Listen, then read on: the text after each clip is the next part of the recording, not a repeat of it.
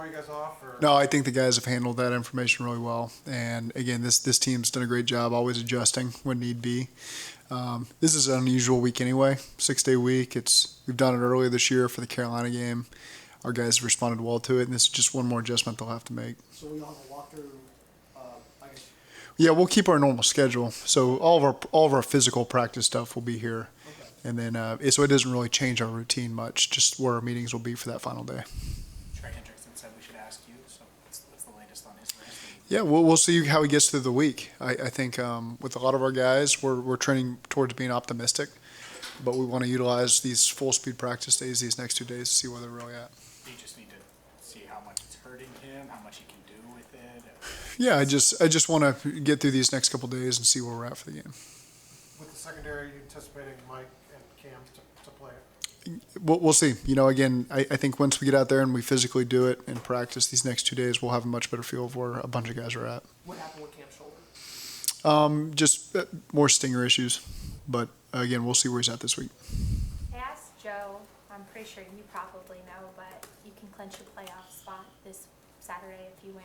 I know it's not the long-term goal, Yeah. but does that resonate with you at all, or I'm pretty sure you're saying No, it really doesn't. It's not even something we've talked about as a team. We're focused on winning the division, and there's a lot more that's going to have to go into it than just winning this week. This week is a step in doing that, and so we're fully focused on playing our best football because we know how much of a challenge this is going to be. But you got to take care of this one before you can focus on anything beyond that. So we're just focused on trying to beat New England. why is you and Joe both said we're focused on winning the division. Why is that for you guys more important than potentially trying to get the number 1 overall seed? Well, that's beyond that. The first step is always just getting the division, and then if you can do that, then it allows you to see a bigger picture that we're not there right now. We still got a lot of work to do, and the first step is just doing everything we can to put ourselves in a position to win the division. Is it kind of surreal given kind of the struggles early when you got here that you guys could be clinching a playoff berth and it just kind of seems like another week? No, a lot of hard work went into it, but this was always the big picture, and so again, that's why you do it, to build something that can sustain, and that's always why we've talked about doing it the right way and not taking shortcuts by building through the draft and being selective and smart in free agency and acquiring people at different positions of the cut downs and that fit what we want to do so that long term you feel like you've got a team that can have sustained success. We haven't had that yet. This is only really 2 years of moving in that direction, but we feel like we're building it the right way. What has made you guys so good on the road this year and battle tested and handled big moments on the road? That's a good question because you could say the same about our home right now. I feel like we're really playing good at home. So I think overall we're just playing really good football. Sometimes, I always get that feeling, man, I like playing on the road in front of, fans that hate you, and we've had pretty good turnouts there. There's something to that you enjoy, but I think more so I enjoy playing at home in front of our crowd because they've been really good lately. I think at the bottom line is we just like playing football. It doesn't matter where you do it. It can be anywhere in a park somewhere, but this team is just a team that just likes to go out there on Saturdays and Sundays and go play ball. Are there different strengths of your team, though, that appeal to different situations? Like, obviously at home you have different advantages, but maybe on the road there's something that appeals to the strength of your team? I always talk about the leadership and these guys being able to just focus on the current week and the current game. I think that plays into it. They don't get distracted when you're on the road. They've got their routine they follow, and I'm always impressed by that. I think a lot of these guys have been here. We've all been together long enough now for all these road trips that the routine feels very familiar to where you just, whether you're home or on the road, it all feels the same and you know your routine by kickoff and you're ready to go. Zach, Trey was telling me about just why he decided to stay in the game, that like Sam Hubbard, basically he was like, well, I don't really have a lot of other options, so he basically was like, I just got to suck it up.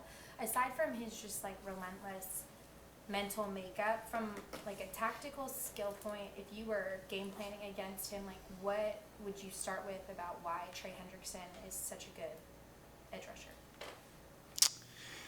I don't want to give away how we would game plan Trey. That's difficult. Like what does he do like exceptionally well? Well, he's relentless. He's very smart.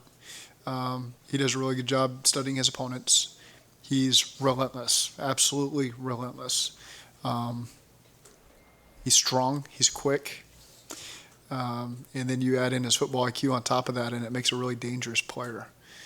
And so, again, he maximizes all of his strengths to the fullest. And then I think he'd be the first to tell you the complementary pieces around him help him do his job. And when he finishes, he's able to help his teammates. Sometimes he might not get the sack production, but his teammates gets it. Sometimes he gets the hurries. He gets a lot of help over there with tight ends and running backs. I mean, every third down I watch him, I feel like he's having to defeat 2 blocks. And he's just relentless with his effort. So he's tremendous player. How's Sam doing? Same. Hubbard. Yeah, he's in great spirits. He's doing really well.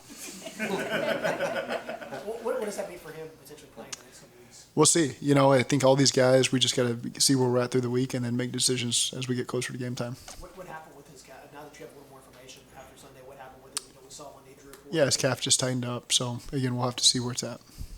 Nearly every team you've played has had a great edge rusher. This team has 2. How difficult is it to, scheme up and block 2 guys with double digits? Yeah, it's more than 2. These guys, the interior guys do a great job working an edge. The backers, they're very smart with how they pressure you. They really do a great job with their matchups. And so, again, they've done a really good job getting teams off schedule, finishing teams on third down. It's a really well-coached group and a really talented group, and they play really hard and smart, and it presents a lot of challenges. Given what you guys needed in free agency,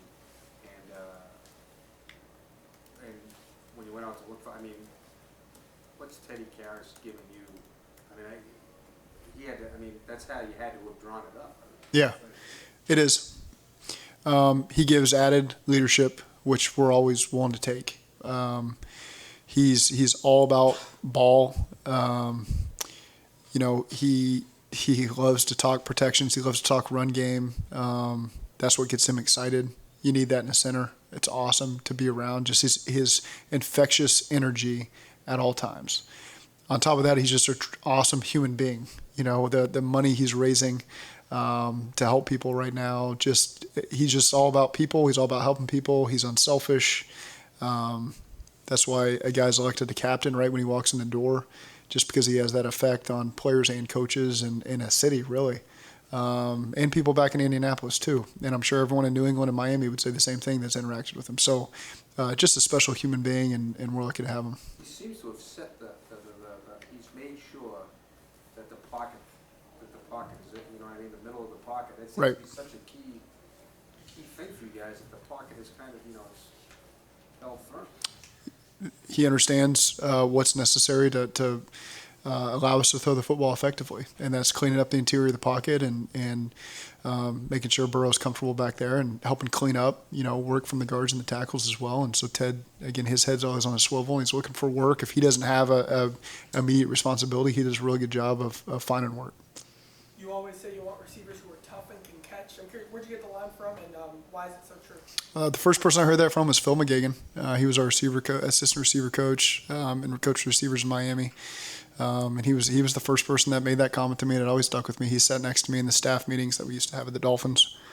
And I think that was my first year in the league. I heard that from him, and it stuck with me, and it rings true all the time. It's just sometimes you don't see guys that have both traits. You see lots of guys with great hands, a lot of guys that are maybe just tough, and to get both of them, which we got a lot of guys that do both, is really impressive. How impressed have you been with your receivers' toughness lately? Awesome. TB. Start with TB. He fought for a third down there at the end of the game where he extended for it. He had a great block on Chase's screen that allowed Chase to get a first down as well on the face mask. So there were some times last week we were trying to keep him out of some of those blocks, and he was in there and had to do it, and he did it. And you got T, who was fighting a hamstring for a couple weeks, and he continues to fight through and do everything he can to get on the field. Chase played through whatever the hip deal was he was dealing with earlier, and he wanted to be on the field. And so we just got so many guys like that that are just continuing to fight through. At this point in the year, you got a lot of guys that deal with that. Those are just 3 that I named. I could name a lot more, but that's what's impressive about the physical and mental toughness of our team. From an outsider's perspective, Zach, this team feels really hard to beat, really hard to put away. From all the teams you've been around, as a player, as a coach, is this team unique in that way? Are there unique traits that come with a team that's really hard to beat? I think it's a special team. It really is. And it's a group that strives for consistency every single week. And I feel that as a coach, that we get that in practice. You always feel good walking on the field for pregame, that there's just really good energy and the guys are locked in. And I've really felt that I've really felt that all season, to be quite honest with you. And, these last couple of weeks, I think our team's just really hitting their stride. We know that we can't take that for granted. That doesn't just automatically carry over every single week. You still got to repeat the work and find that edge that you got to have for each game. But our team they've had that focus and that urgency to get it done during the weekends. Can that kind of energy, that kind of vibe, can that snowball and a team gets hot at the right time of the year, so to speak? I think the confidence can carry over. But again, we don't take for granted that the performance is always going to carry over. We still have, you got to reset every single week to start to put in the work and prepare for your next opponent. But I think there's certainly a confidence in this team and an edge to this team that continues to build each week.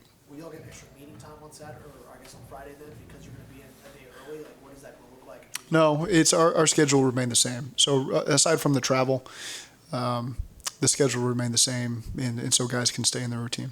You mentioned finding an edge, each week finding that edge. How does the edge change from week to week? I think our guys just walk on the field very confident that they're going to win their matchup, and the confidence comes from they've done the prep in the film room, they've put in the work in the field, and they know that they're talented. And so when you combine those things, it just leads to a really confident player, and then position group, and then unit, and then team. And I think that we've got the right leadership at every single position, and the young guys, they feed off of that, and they understand.